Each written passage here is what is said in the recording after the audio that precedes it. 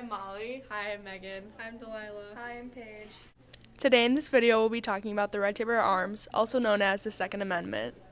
The Second Amendment. The Second Amendment of the United States Constitution reads, "A well-regulated militia being necessary to the security of a free state, the right of the people to keep and bear arms shall not be infringed."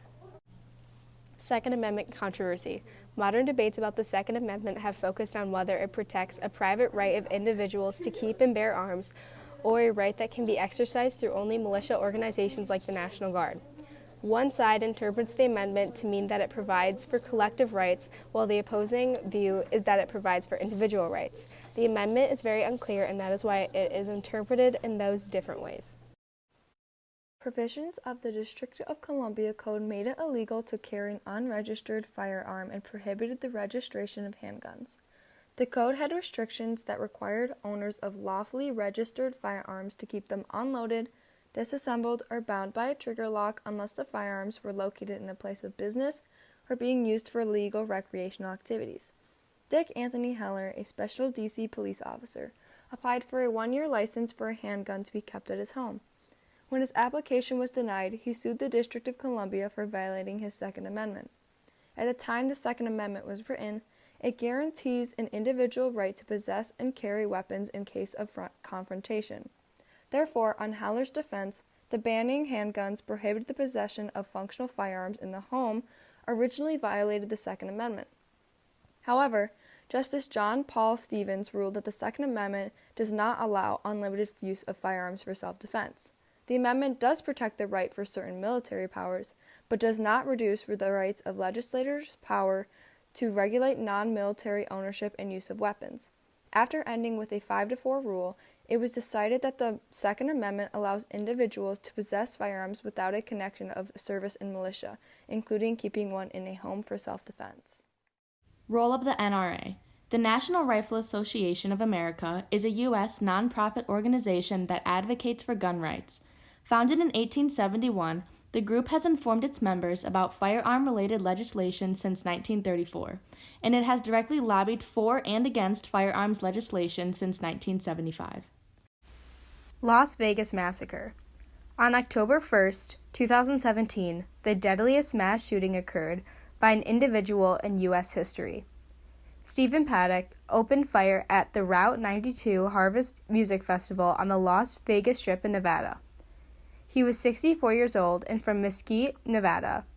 He fired from his suite on the 32nd floor at the Mandalay Bay Hotel towards the festival.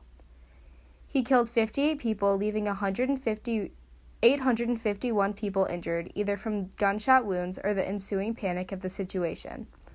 The use of bump stocks gave him the ability to do such damage to so many people so quickly. The shooting occurred at 10:05 to 10:15, and about an hour after Paddock was found dead in his room by a self-inflicted gunshot. This shooting brought up the debate about gun laws. What types of guns were used in the Las Vegas shooting? Paddock, who had bought several guns legally over the last year, also attached a special clip to the rifle capable of holding 50 to 75 rounds of ammunition, and a high-tech electronic scope. The high-powered weapons also included a .308 caliber AR-10 rifle and an AK-47 type rifle, as well as 4 Daniel Defense or DDM-4 rifles, 3 FN-15s, and other rifles made by Sig Sauer, according to reports. On February 14, 2018, a gunman fired at Stoneman Douglas High School in Parkland, Florida. 17 students and member of staff were killed, along with 17 others injured. The gunman, Nick Cruz, was a 19-year-old boy who was previously expelled for fighting. Cruz's weapon that he used was bought legally, being able to purchase a gun when 18 or older.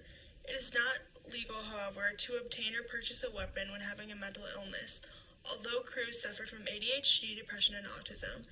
Even though he was dealing with these issues, a mental health professional found him to be stable enough to not be put in the hospital.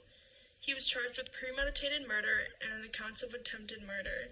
This school shooting was named as the deadliest high school shooting in the U.S., causing many people's concerns for the gun control laws to rise. Semi-automatic versus automatic guns. In simplest terms, semi-automatic refers to any firearm designed to fire one bullet with one trigger squeeze, then automatically reload the chamber with a cartridge from a magazine and be ready to fire again. While semi-automatic rifles are widely available, fully automatic weapons are not. You can still buy an automatic weapon, but their sale and ownership is highly regulated and exceptionally expensive. Automatic weapons, which are often described as machine guns, are different in that squeezing the trigger once fires cartridges repeatedly until the shooter releases it. Automatic weapons sales have been restricted in the United States since 1934 National Firearms Act was passed. Regulations put in place in 1986 made it much more difficult for civilian buyers to get an automatic weapon. The patterns with AR-15s. AR does not stand for assault rifle, but is abbreviated for Armalite, the company that designed the style rifle. They are the most popular firearms sold. They are modern sporting rifles for activities like hunting.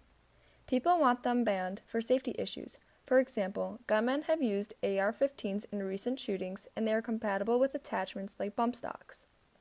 Others are against the movement because they are not considered an assault weapon, which is fully automatic. Clinton's laws on weapons. In 1994, during Bill Clinton's first term of his presidency, gun control became a big issue. Clinton took action to these laws by making them more strict. The Brady Bill was a bill that made it difficult to purchase guns, and Clinton signed it into law less than a year into his presidency. The law required background checks and a 5-day waiting period after purchasing a weapon. After the Brady Bill was put into law, Clinton worked toward an assault weapon ban. For 10 years, the ban was in effect, and it was illegal to manufacture the assault weapons.